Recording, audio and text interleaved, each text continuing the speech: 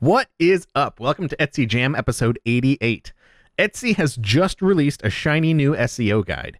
In this jam, we cover 3 key takeaways from this guide and what they mean to you as an Etsy seller. We also discuss changes to Marmalade to help you maximize Etsy's new suggestions and get ahead of your competition. Stick around for a very special Etsy Jam. What is up? Welcome to Etsy Jam, the show where we have nutritious conversations about serious topics. I am Gordon from Marmalade. And I'm Richie from Marmalade. And if you don't yet know what Marmalade is all about, but you have an Etsy shop you care about, then you need to know about Marmalade. Because Marmalade uses machine learning to take the guesswork out of getting found on Etsy. Marmalade is like one of those really intricate kind of chef herb gardens where everything has its place and is all perfect. And you can find out more about Marmalade at marmalade.com. MARMALEAD.com. I have always wanted to have an herb garden. Fun fact, if Gordon wouldn't feed it to his guinea pigs, like it's not going to make its way into Marmalade. Like, that's how good That's right. Only the best for our new guinea pigs. But we're not here to talk about guinea pigs. We've got some big news today. This is a special jam edition. Etsy has just launched an updated guide for sellers that describes their best practices for search on Etsy's website, which is awesome. So, I mean, they've had a guide before that they've kind of referenced in the past and updated and made changes to. This is a whole new guide for sellers, and it really gives you some good insights into which practices you should be following. There's all kinds of advice all over the internet, but it's always best to go straight back to Etsy and do your best to follow their own guidelines that they provide you there. So we are going to cover some of the sweet updates in this guide, some of the things that are new to us in this landscape. And there's 3 main things that we pulled out from the guide that are sort of new suggestions from Etsy. And then the first of those 3 has to do with renewing listings. So Etsy is now suggesting that sellers focus on optimizing their listings for conversion rather than spending time on renewing them. And they even mentioned that you're probably not going to see a whole lot of benefit from renewing your listings anymore. You know, it used to be in the past that if you had your SEO teed up and you were picking the right keywords, that just by, spending a little bit of money and renewing a listing, you get a nice little bump in visibility from that. You can move up a little bit in search results and be seen by more people. And so that's kind of seemed to slip by the wayside. Some people have reported that that's, they're not seeing that same impact of renewing listings and getting a bit more visibility. And now Etsy's kind of confirming that. They're saying, we don't really want to lean on that anymore. It wasn't a great indicator for us that this is something that should be shown to people instead of this other product over here. I should mention too that, so this is kind of like after we cover these 3 main key points, we want to take you through some changes that we've made inside of Marmalade also to make sure that you guys are taking full advantage of these new guidelines from Etsy. But in the first part, we just kind of want to talk about the 3 main takeaways here from the Search Best Practices guide. So the second thing that they talk about in that guide is title length. Now, Etsy gives you 140 characters for your titles, but it sounds like they don't want you to necessarily use all 140 characters of your title. They say that, although it's important to be descriptive and use relevant words and phrases, sellers should strive for titles that are short and concise, easy to read, and effectively describe the item. So that's kind of news to us in the sense that they haven't really gone so far as to recommend that titles be short and concise before. Obviously, it makes good sense to have an easy to read title for shoppers who are visiting your listings. But the idea that they're hoping that titles are short and concise is a new one. And that's one of the key takeaways. Yes, from the SEO perspective anyway. That's kind of a unique thing to Etsy as well, right? Like you can kind of tell an Etsy listing when you see it out on the internet because it's just packed with keywords and full 140 characters. That's right. You got to use every one of those 140 characters. Well, for the longest time, it's like, okay, make it concise and readable. That's great and everything. But if, SEO wise, it's actually in your interest to pack it, do so, right? But now it's not. So yep, there we go. Change with the times. There you go. And then the third main thing that they talked about in the guide are a focus on long-tail keywords. Now, this is kind of a buzzword that's been thrown around quite a bit lately, and people have known that it's good to target long-tail keywords. They find that, you might not be getting as many views from doing that, but the quality of views that you're going to get and your conversion rate should see an increase from doing this. But this is the first time Etsy has officially kind of said, hey guys, check it out. You should be focusing on long tail keywords. They said it makes a lot more sense to focus on these long tail keywords instead of trying to compete for more popular generic searches like jewelry or, bracelet or something like that. So, and we're going to go into detail too in a little bit here about, exactly what we mean by long tail keywords and break some of these things down. But let's go back to the first change that we talked about, which is renewing listings, and share with you some of the changes that are live right now in Marmalade to help you maximize these suggestions that Etsy is making to you guys. Take full advantage of them and make sure that your listings are getting put in front of as many potential shoppers and buyers as you can. So for renewing listings, given that this is something that Etsy is saying, this really doesn't have the impact that it used to before, what we've done inside of Marmalade is we have removed renewal recency from being a factor in your grades. So previously in Marmalade, if you'd went in to your listing and went into your listing detail view, there was a bar that showed you how recently that listing was renewed. And, as time went on, the bar would go down and down and down. It would, longer and longer between renewals. And that would actually hurt your grade because we knew Etsy liked to see fresh listings. Hey, good news. That bar is gone and it is no longer included in how we are grading listings inside of Marmalade. Yay, we rejoice. Yes, absolutely. Another change you'll notice for renewing listings inside of Marmalade is on the search results page. So if you go into Marmalade, you do a keyword search, in the little highlighted sections that show up, there was a section for average renewals per month, which would share with you the results that came back from Etsy, from their API, how often, on average, those listings were being renewed. That's gone, and we have replaced it with % free shipping. Now, we know Etsy also encourages sellers to use free shipping, and so at a glance, you can see for that keyword landscape of the results that are coming back from Etsy, what percentage of those are offering free shipping. Now, Etsy breaks down shipping kind of interestingly by country and stuff like that, and so we're showing free shipping where it's being shipped to the country of origin. So, in other words, it's made in the US, it's being shipped to the US, and shipping is free. We're not going to indicate like it's made in the US, it's being shipped to Canada, but it costs money. Well, yeah, it's international shipping. Of course, that's going to be expensive. So we're just limiting this right now to items that have free shipping when they're shipped within the country where they're made. Hopefully that makes sense. So next big change that they talked about was title length, right? And so this, again, we kind of said this is the first time Etsy has really gotten into the game of suggesting shorter, concise titles. So how are we addressing this inside of Marmalade? One of the things that we're allowing you to do now is to quickly spot check your titles for mobile viewing on each of your listings. Now, if you have used the Etsy mobile app to shop on Etsy before, you're familiar with the fact that titles are cut off quite a bit. So if I do a search in their mobile app, it pulls back a bunch of listings and it doesn't show very much of my title at all. It shows like 20 to 30 characters of my title, and that's it in that view. And then if I click into the listing, depending on what device I'm on, depending on, how large my screen is and how large my font size is set to, it's going to show another chunk of my listing title, but in most cases, it's still not going to show the entire listing title. It's not going to show you the full 140 characters.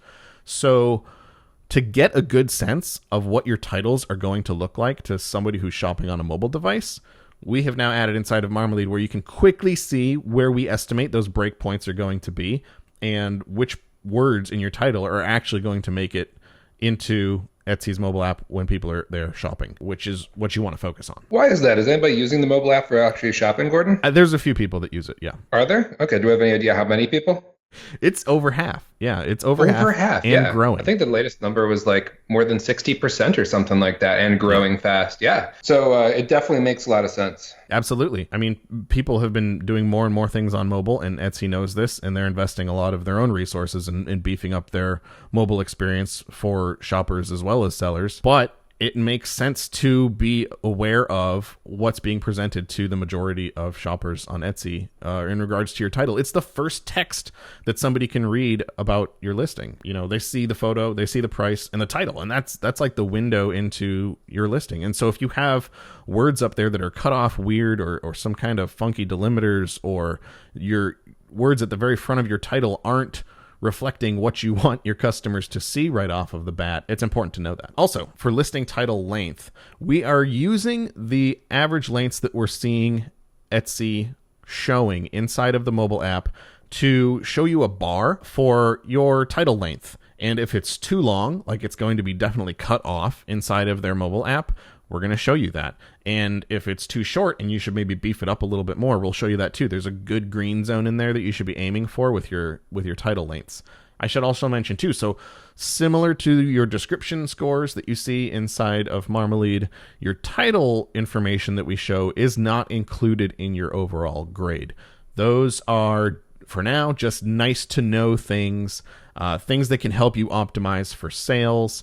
It's not necessarily a factor in your SEO. It helps with readability and it helps with customers being able to understand your listings better, but it doesn't have a direct impact on your grade. The other things we've added around title length inside of Marmalade, inside that same section there in your listing details, we've added some of the features that we have for descriptions themselves. So you can see what your readability looks like for your title. If you're using a lot of, longer words, multiple syllables, stuff like that, it's going to bump your grade level up and your readability is not going to be good. So we're showing that for titles now. We've always shown that for descriptions, but you can see that for your title. We also show your sentiment, so how positive or neutral or negative the words in your title tend to be.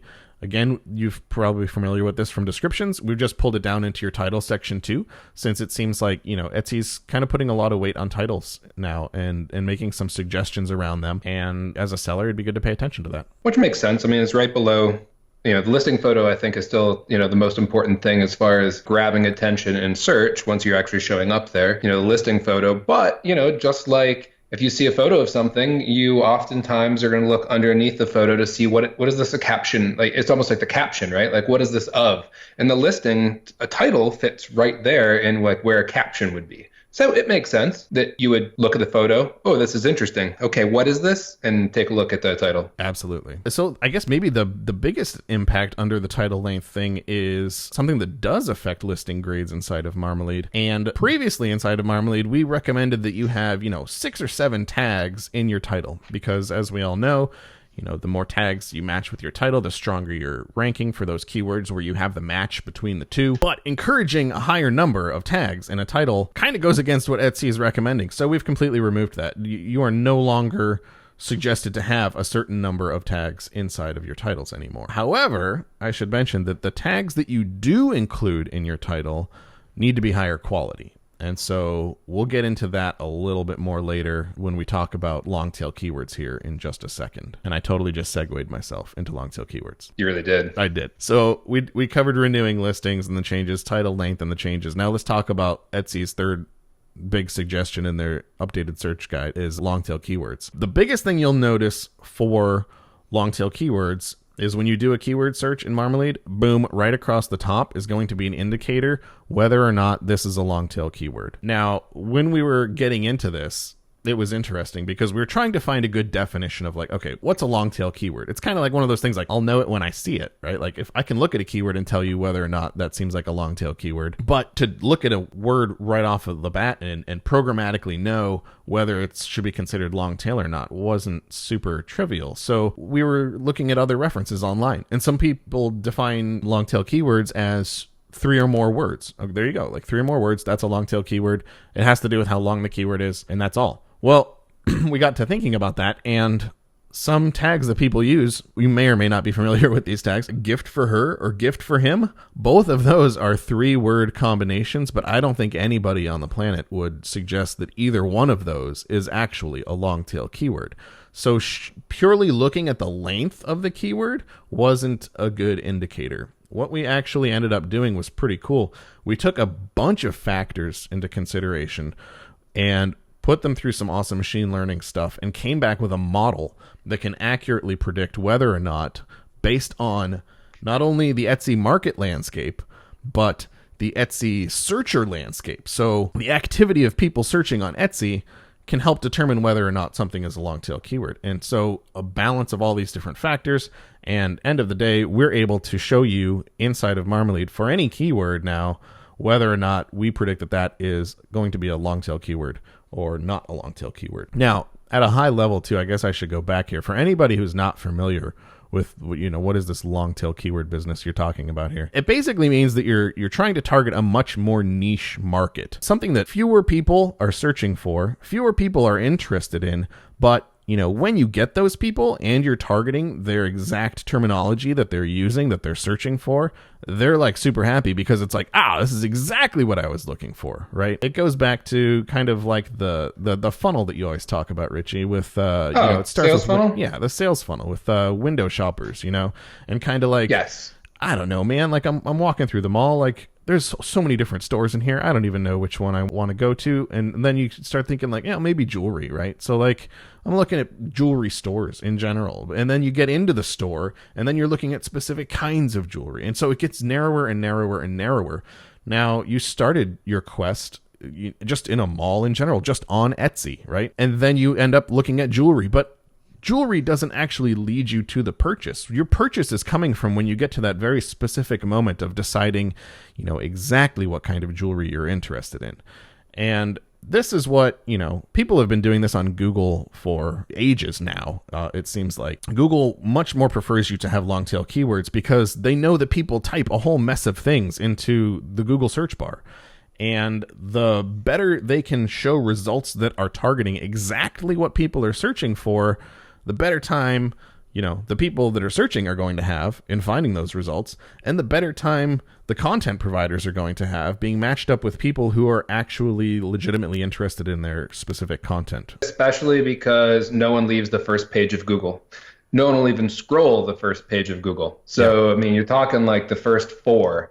And if you ever look at how many results come back when you Google something, even something long tail, I mean, the count is crazy. It goes on forever. Yep. So the more specific you can be, without being too specific, right? But the more specific, right, in that, let's say that long tail range, the more likely it is that what you're looking for is in those first 4 results, or on Etsy, the first page. Yeah, exactly. I mean, you do a search on Etsy and the shopper is only going to scroll or page through so many different things before they decide to redo the search that they were doing. Like, I don't want all of this stuff. Like I've looked through, 20 different things and 4 of them seemed cool and they all happened to be ones that were like this.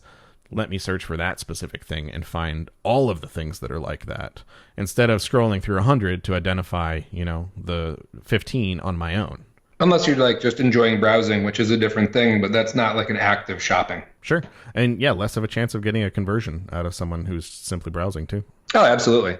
I mean, sure, they could favorite it with the other 10,000 favorites they have, or leave it open in a tab if they happen to be in a browser. But otherwise, I mean, how many things do you save that you never go back to? For me, it's a lot. Yeah, I can relate. So for long tail keywords, you do a search of Marmalade right at the top, right above the Marma meters. It tells you right off the bat, long tail, not long tail. We also show that on the comparison view, so you can quickly throw in 4 different keywords and see which ones are registering as being long tail keywords. It'll help you high level make a decision between those different keywords for which ones you want to be using on your listings. Another thing that we changed inside of Marmalade is the Marma meters. So those bars that show you the number of searches and amount of engagement and competition that the different keywords are enjoying from Etsy shoppers. So in the past, the Marma meters that we showed inside of Marmalade would kind of give you a good spread of, low searches, low engagement, high engagement.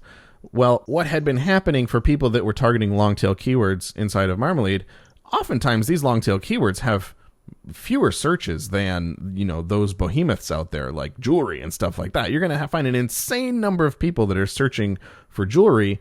Now, those people don't go on to purchase right from that search, right? They're going to be purchasing based off of a search that they do later that, is a much more specific search for jewelry.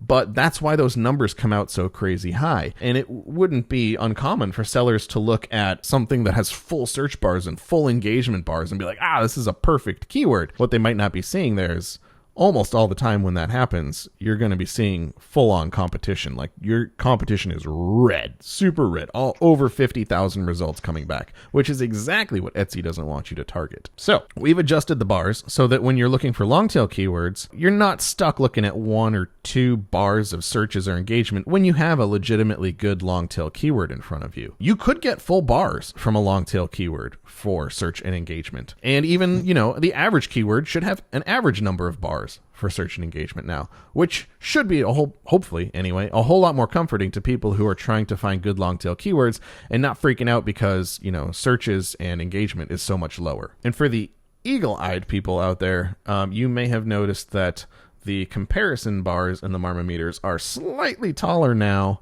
And we did that to hopefully highlight that exact situation when you've done a keyword search that pulls back 50,000 or more results and your competition is blown red off of the charts and you don't want to be targeting that keyword. You're not going to have a good time with that one. So hopefully that stands out more as a red flag now with the slightly larger comparison bars. The other place we show these is inside of listing detail.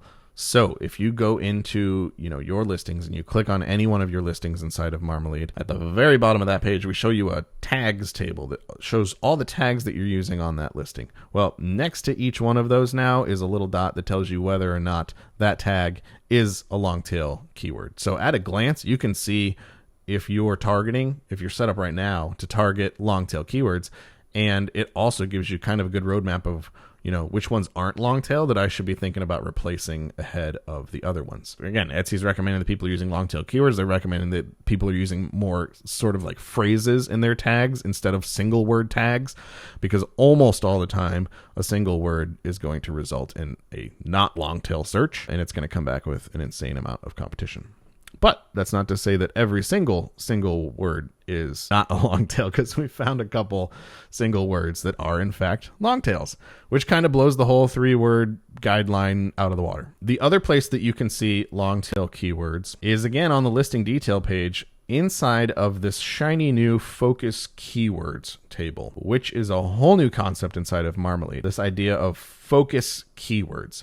And what is a focus keyword? Focus keywords are the keywords that your listing is currently set up to target. Now, what does that mean? So Etsy's told us that, if we match our tags and our title, that means we're more strongly targeting those keywords that are in both than the ones that just exist in the title and the ones that just exist in our tags. And so the focus keywords table is built to show you the tags that you're using that exist in your title, but not only that, the 2 tag combos that exist inside of your title.